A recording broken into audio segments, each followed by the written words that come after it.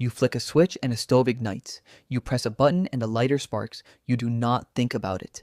Fire is something you summon in under a second without any real understanding of what you just did. It is the most ordinary thing in your life. For most of human history, it was the single most consequential technology anyone had ever controlled.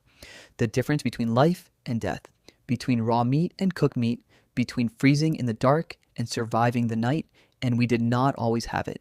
There was a before. So when did that change? When did some ancient ancestor of yours look at fire not as a terrifying force of nature, but as something that could be kept, fed, and used? The honest answer is messier than you would expect, because controlling fire was not one invention. It was several, spread across a vast stretch of time by more than one species of human. And the evidence is some of the most contested material in all of archaeology. Let us start with the earliest claim. At Wonderwerk Cave in South Africa, archaeologists found burned bone fragments and ash deep inside the cave, far from the entrance, dating to approximately 1 million years ago. The location matters enormously. This was not a lightning strike. Lightning does not start fires 100 meters inside a cave system. Something carried fire in there, or built it there, deliberately. The species responsible was almost certainly Homo erectus, not Homo sapiens, not Neanderthals, a different, older human species, hundreds of thousands of years before our species existed.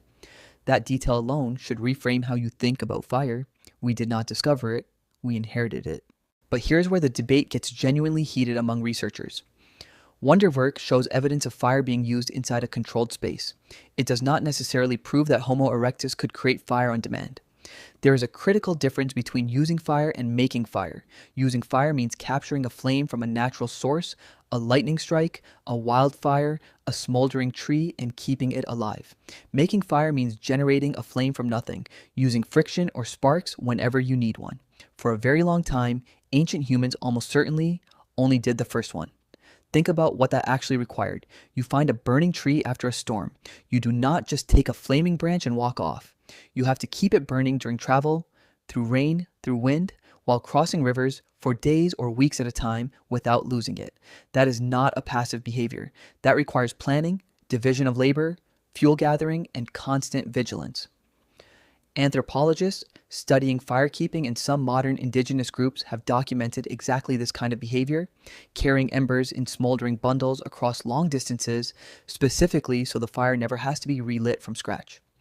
Losing your only fire was not a minor inconvenience. It could mean the difference between survival and not.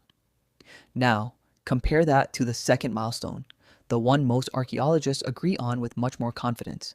By around 400,000 years ago, the evidence for habitual, controlled fire use becomes dramatically stronger and far more widespread.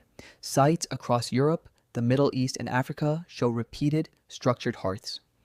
Not occasional ash deposits, but actual fire pits used again and again in the same spot, often surrounded by stone tools and food remains.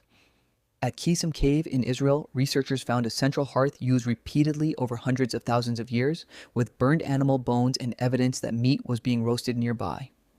This is not someone occasionally borrowing a wildfire. This is a fixed point in daily life, a place the group returned to, fed, and organized activity around. And this is where fire stops being just a tool and starts reshaping the entire species. Cooking changes food in ways that matter enormously. Cooked meat is easier to chew, easier to digest, and releases significantly more usable calories than raw meat. Primatologist Richard Wrangham has spent decades arguing that cooking was not a convenience early humans stumbled into after they were already smart. He argues cooking is the reason they got smart in the first place. The human gut shrank over evolutionary time while the human brain expanded dramatically. Brains are extremely expensive organs. Metabolically speaking, something had to pay for that cost. Wrangham's hypothesis is that cooked food, with its easier digestion and higher caloric yield, is what funded the energy bill for a bigger brain. If he is right, fire is not just a tool we use after becoming human. Fire is one of the reasons we became human at all. Beyond food, fire extended the day itself.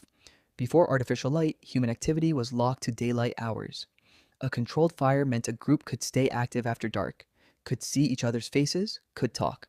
Some researchers argue this extra firelit time is where complex storytelling, shared mythology, and deeper social bonding had room to develop, simply because there were now hours in the day with nothing else demanding attention except each other. Fire also pushed back the dark in a much more immediate sense. It kept predators away. A maintained fire at the edge of a camp dramatically reduces the odds of being approached by large nocturnal predators, the same predators that had been killing humans and their ancestors for millions of years before fire entered the picture. So, if using fire goes back perhaps a million years, when did humans finally learn to make it themselves without needing to borrow a flame from nature? This is the hardest question of all, because the act of striking sparks from stone or generating friction heat from wood leaves almost no trace in the archaeological record. The earliest confirmed evidence we have for fire-making tools, things like pyrite strike-a-lights with clear wear patterns, dates to roughly 50,000 years ago, associated with both late Neanderthals and early Homo sapiens. It is entirely possible the actual skill is older. We simply cannot prove it with the materials that survive. What we can say with confidence is this: for an enormous stretch of human history, fire was not something you made. It was something you protected. A flame passed from hand to hand, camp to camp, generation to generation, never allowed to fully go out, because going out meant starting over from nothing in a world that did not hand out second chances easily. The next time you flick a lighter without thinking, you are performing, in under a second, an act that an ancient human ancestor would have considered nothing short of miraculous. Not because the flame itself is special, because for most of the time humans have existed on this planet, the hardest part was never lighting it. The hardest part was never letting it die.